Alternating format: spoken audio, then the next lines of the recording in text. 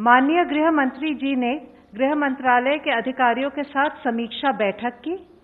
उन्होंने इस बात पर जोर दिया कि हमारी कोरोना के साथ अभी भी लड़ाई जारी है, इसलिए लॉकडाउन मेजर्स के साथ समय समय पर दिए गए दिशा निर्देशों का निष्ठापूर्वक पालन किया जाना चाहिए। ऐसे क्षेत्र जो हॉटस्पॉट्स, क्लस्टर्स, कंटेनमेंट जोन्स में नहीं आते हैं और जिनमें कई गतिविधियों की अनुमति दी जा रही है, वहां सावधानी बरतना है और यह सुनिश्चित करना आवश्यक है कि छूट वास्तविक परिस्थितियों का सही से आकलन करके ही दी जाए। ग्रामीण क्षेत्रों में कई आर्थिक गतिविधियों की अनुमति दी गई है, इसलिए जिला अधिकारियों को उद्योग समूहों के साथ सहयोग से राज्य के भीतर ही मजदूरों को उनके कार्यस्थल पर स्थानांतरित करने की व्यवस्था करनी चाहिए।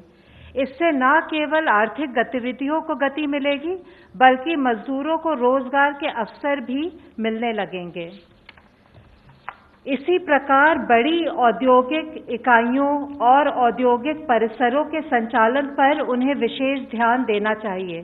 खासकर ऐसी इकाइयों के संचालन पर ध्यान देना चाहिए जहां मजदूरों को परिसर में ही रखने की व्यवस्था हो। इससे आर्थिक गतिविधियों को गति मिलेगी और मजदूरों को लाभकारी रोजगार प्रदान करने में भी मदद मिलेगी। उद्योगों के साथ कृषि और मनरेगा गतिविधियों के माध्यम से भी मजदूरों को रोजगार देने की संभावनाओं पर कार्य करना होगा।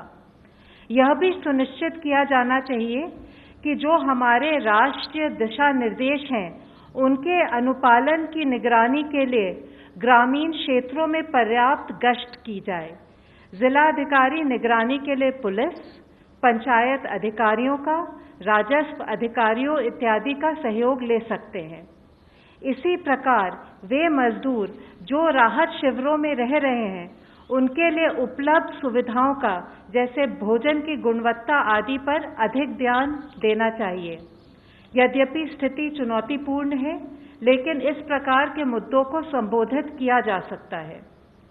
राज्यों को यह भी सुनिश्चित करना जरूरी है कि अब जब मेडिकल टीमों के माध्यम से सामुदायिक परीक्षण यानी कि कम्युनिटी टेस्टिंग की जा रही है, तो मेडिकल टीमों को पर्याप्त सुरक्षा देनी चाहिए। इसी प्रकार यदि सामुदायिक परीक्षण के लिए जाने से पहले समुदाय के जिम्मेदार नेताओं को शामिल करके शांति समितियों को सक्रिय किया जाए, तो काम सुचारू रूप से किया जा सकता है। इसी प्रकार के प्रयास से कोविड-19 के परीक्षण, उपचार और अन्य संबंधित पहलुओं के बारे में जो लोगों को जागरूक बनाकर उनमें फैली भ्रांतियों को दूर करना है, उसमें हमें मदद मिलेगी। माननीय गृह मंत्री जी के निर्देशानुसार गृह मंत्रालय ने प्रवासी मजदूरों की राज्य के भीतर आवाजाही के लिए एक SOP आज जारी किया है, जिससे कि वो जो अनुमति प्राप्त आर्थिक गतिविधियां हैं, उसमें रोजगार के लिए सुचारू रूप से जा सके।